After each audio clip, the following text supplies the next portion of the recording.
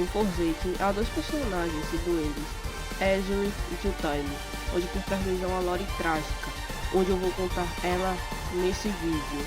Vamos ao vídeo.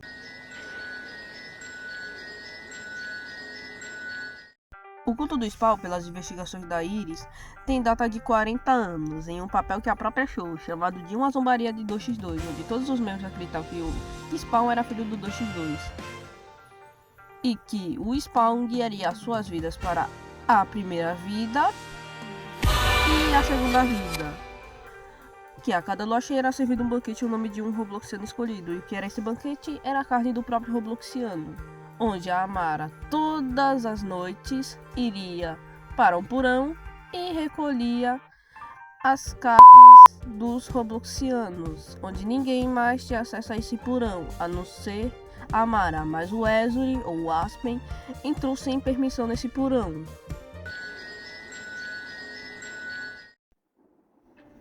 Aspen ou Ezreal, como preferir, era um Robloxiano normal, porém viveu sua vida numa família negligente e problemática. Não se sabe o que aconteceu com sua mãe, mas Aspen odeia seu pai por abuso e negligência, fazendo ele fugir e se aventurar pelas florestas. Foi aí que ele encontrou Two-Time, que achou que ele era uma besta, mas Two-Time percebeu que tudo era um mal entendido. Então eles começaram a conversar, virando amigos e no futuro um relacionamento. O Two-Time e Ezreal estavam estudando sobre o culto em um tipo de bíblia, porém o Ezreal só pensava em uma coisa, que era fugir. Mas em um dia o Ezreal tropeçou em uma área do culto. Tomado pela curiosidade, o Ezreal entrou no porão, vendo Robloxianos mortos. Então ele foi correndo explicar para o Two-Time, querendo fugir do culto, porém o Two-Time não acreditou nele. O Two-Time é um membro do culto do Spawn. Não se sabe se ele nasceu na vila ou foi levado para lá. Two-Time era carregado por Amara, ancião do culto, onde ele via Amara como uma figura paterna. Ele não tinha proximidade com outros membros do culto e tinha seu próprio nome, que eu vou me referir a ele a Thomas, por mais que esse nome tenha sido descartado. Continuando. Quando o Two-Time buscava madeira, ele ouviu algo em arbustos e pensou que era alguma besta, mas era o Aspen. Eles ficaram próximos e se tornaram amigos, e futuramente isso viraria uma relação romântica. Mas um dia o Aspen correu até o Two-Time explicando sobre o porão que tinha no culto, onde Amara guardava os corpos de antigos cultistas lá. Porém o Two-Time não acreditou no Ezreal, e quando recebeu a adaga fantasma pelo ancião Amara, ele chamou o Ezreal para um encontro em um campo cheio de beladonas, ou Nightshade, que eram as flores favoritas do Ezreal, onde o Two-Time, que estava agachado atrás do Ezreal, ou o Aspen, o deu uma facada nas costas, achando que iria conseguir sua segunda vida, mas foi totalmente ao contrário, ele matou seu amigo à toa. Finalmente estamos na última parte do vídeo, que é os documentos da investigação da Iris, onde eu vou ler todos eles para vocês. Dia 11. Por trás de tudo isso existe um rastro de desaparecimentos. Recebemos relatos de jogadores do Roblox desaparecidos, que foram vistos pela última vez nessas áreas florestais durante o trabalho de campo. Deparei-me com uma aldeia murada, capaz de abrigar no máximo 60 pessoas, pelo que pude apurar. Apenas uma carroça sai da aldeia de manhã para trazer suprimentos. Fora isso, não há circulação de pessoas. No entanto, ocasionalmente há alguém que sai para recolher lenha e volta correndo assim que suas mãos estão cheias. Não posso prosseguir por agora, pois estou começando a ouvir atividade desde as paredes. Atualizarei amanhã. Até logo. Dia 12. Hoje é dia 12. Eu montei um pequeno posto avançado em um penhasco. É difícil de ver, mas eu consigo vislumbrar o interior através das árvores. A aldeia possui vários edifícios construídos para fins específicos, como moradias, estufas e uma grande igreja, onde os moradores se reúnem. Os edifícios são antigos e mostram sinais de deterioração, mas os moradores têm trabalhado na sua restauração. Presumo que esta aldeia existe há muito mais tempo do que eu imaginava. É difícil distinguir os rostos, mas eu consegui identificar 3 indivíduos em particular. O indivíduo B veste roupas azuis acinzentadas, ricamente decoradas. É provavelmente que seja o chefe da aldeia. O indivíduo A, o coletor de lenha, costuma ficar perto do indivíduo B, mas frequentemente passa por ele, sem nem mesmo olhar. Presumo que os dois tenham um vínculo parental. Parece ser unilateral. Na verdade, parece que o indivíduo carece de conexões com os moradores da vila, sendo frequentemente ignorado ou recebendo apenas um olhar superficial. O indivíduo A tem um companheiro, o indivíduo C. Eu não tenho certeza de qual é o parentesco entre eles, mas parecem ser próximos. O indivíduo C parece ser o curandeiro da aldeia, auxiliando os doentes e ajudando os outros. A noite está começando a cair. Eu vou me retirar por enquanto para formatar minhas anotações. Logo teremos a lua cheia. Agora que os administradores desapareceram, é perigoso andar por aí, sozinho. Não parece haver nenhuma ligação entre eles e esta aldeia. Atualizarei isso amanhã. Até logo. 13. Hoje é dia 13. Eu vi o indivíduo A e o indivíduo C saírem sorrateiramente da aldeia à noite. Eles caminharam um pouco mais para dentro de um pequeno campo de flores, onde começaram a conversar e a escrever em pedaços de papel. Hoje arrisquei e consegui me aproximar deles sorrateiramente com meu gravador. A transcrição está abaixo. Por favor, note que eu estava bastante distante, então não consegui acompanhar a maior parte da conversa. Ignore minha peculiaridade na fala. Registro de áudio. Início. Alô, estou quase chegando perto desses dois. Deixa eu ouvir a conversa. Aspen, não podemos ir longe como Elder. Por que não? Cria 2x2. Redes de áudio. Fim. Infelizmente eu me inclinei um pouco demais e pisei num galho, fazendo com que os dois se assustassem e corressem de volta para a aldeia. Eu não tenho certeza do que exatamente o símbolo spawn tem a ver com 2x2. Preciso investigar mais fundo. Eu sei o que é que o 2x2 é a essência de todos os Robloxianos. Isso nos permite criar e construir. O 2x2 é um dos aspectos mais sagrados do Roblox. Sem ele não somos nada.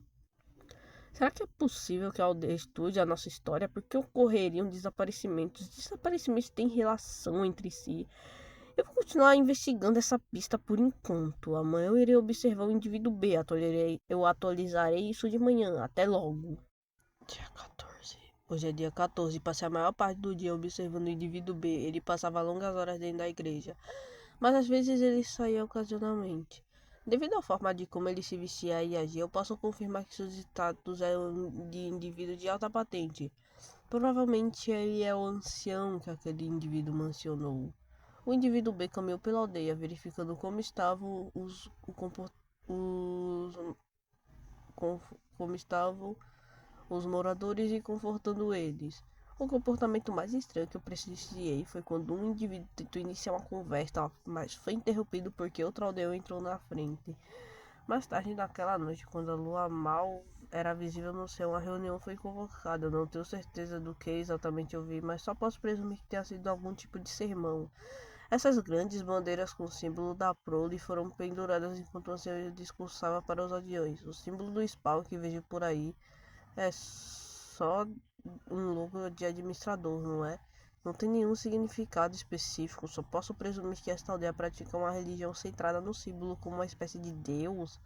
Após o sermão foi imposto um toque de recolher, durante o qual todos os moradores foram instituídos a retornar em suas casas. Mais tarde, o ancião verificando sozinho a letreira da igreja, certificando-se de que ninguém mais o visse. O que eles não viram foi o indivíduo C observando através de uma janela. Eu mal conseguia ver as persianas se mexerem. Deve haver alguma coisa ali atrás. Será que é algum tipo de porão? O ancião saiu pelos fundos e foi para sua própria casa.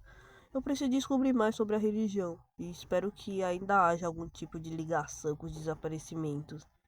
Será que isso é possível? Dia 15. Hoje é dia 15. Eu peço desculpas pelo ocorrido ontem. O vento repentinamente aumentou de intensidade, fazendo que eu tropeçasse e derrubasse minhas coisas. Uma dessas coisas foi o meu laptop que caiu da borda. Passei basicamente o resto do dia transferindo meus arquivos de qualquer forma. Imagem do livreto. As vestimentas dos aldeões parecem variar. Se eu tivesse que supor, diria que eles confeccionam roupa sobre medida dependendo do tempo que passam aqui. Os aldeões de aparência mais velha usam joias e longas túnicas cinzentas, enquanto os de aparência mais jovem parecem vestir roupas mais folgadas e desgastadas. Talvez roupas de segunda mão? Se eu tivesse que chutar a idade média dos habitantes da vila, eu diria que é provavelmente em torno de 40 anos, principalmente devido à abundância de jogadores mais velhos no Roblox em comparação com os de meia idade. Por sorte, hoje tive um golpe de sorte. O carrinho de suprimentos dele tombou e depois que eles saíram, eu vi que um caderno havia sido esquecido. Embora eu tivesse inicialmente animado, para meu azar, o caderno estava em uma poça de água. Ao lado, encontrasse uma digitalização de uma das páginas. Consigo resumir a maior parte do texto, enquanto esperava pelo próximo sermão. Ao ler alguns trechos do texto, parece uma zombaria do Tio by Tio. Sua ideologia fala de uma renovação após a morte, de como a prole, uma criança de Tio by Tio, os guiará por esta vida e pela próxima. Só posso presumir que esses sermões são formas de incitar o medo e usar táticas de intimidação. Eles parecem demonstrar sua devoção através da oração, e aqueles que estão dentro são ensinados a temer tudo que estiver fora do seu lar. Em todas as luas cheias realiza-se algum tipo de banquete, e reservado para o escolhido, aquele que recebe a oportunidade de ser digno. Eu escrevi um resumo mais extenso na visão G. Dia 16. Hoje é dia 16. Eu passei a maior parte do dia observando o indivíduo C, como mencionei anteriormente. Eles são os veterinários da aldeia. Eles passam a maior parte do tempo na estufa cuidando de diversas plantas que ali foram cultivadas. Caso contrário, percebo que eles ficam olhando fixamente para o indivíduo A e o indivíduo B através do vidro. Mais tarde, o indivíduo C saiu da estufa com o indivíduo A em direção ao campo de flores há alguns dias atrás. Eles continuaram a conversar e estudar, principalmente o indivíduo C, ouvindo o indivíduo A sorrindo e acenando com a cabeça bonitinho. Eles estão cochilando entre si agora. Correção, eles se beijaram. Muito fofo. Nada deles parece estar se preparando para o banquete com bandeira e decorações. Em breve eu terei que denunciar isso às autoridades locais. O mundo em que os aldeões vivem é manipulado por um monstro. Acho que o indivíduo C não esteja vestido como o indivíduo A. Isso implica que o indivíduo C não está na aldeia desde que nasceu. Eles desconfiam do ancião e do indivíduo D. Como eles não compartilhassem a fé cega enraizada nos outros aldeões, especialmente no indivíduo A. O registro de alguns dias atrás mostrou que eles tiveram esses pensamentos. Por que eles vieram para cá, afinal? O que aconteceu para que ficassem? Porque eles toleram as práticas imorais da aldeia. Não é possível que eles estejam cientes, já que estudam com o individual. O que mantém o indivíduo ser aqui? Eu sei que o indivíduo ainda se apega à religião, ao ancião. Isso é tudo que eu consegui apurar. Minha investigação continua. Eu preciso denunciar esse lugar em breve. A lua cheia é amanhã. Eu atualizarei isso amanhã. Até logo. Hey, this is #RushThisHell, but I saw individual C enter the basement. They argued with individual A before booking it to the #CuteFlowerField. I'm trying to #take a look, but it's hard to see. Individual A is trailing behind individual C with a knife. What the fuck is that? What is that symbol? I have to take a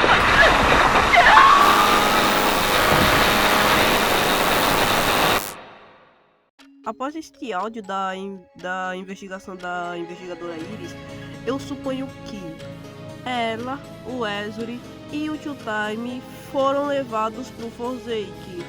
E por quem? Eu diria que foi levado pelo Phosphorus, que é um futuro killer do Forsaken. E ele também é agente do Espectro. Ele provavelmente trouxe o Nosferatu e o Ezuri para o Forsaken. Então, bom, essa foi a história do Ezuri e do Tio Time, talvez completa, no Forsaken. E eu vejo vocês no próximo vídeo. Bye bye.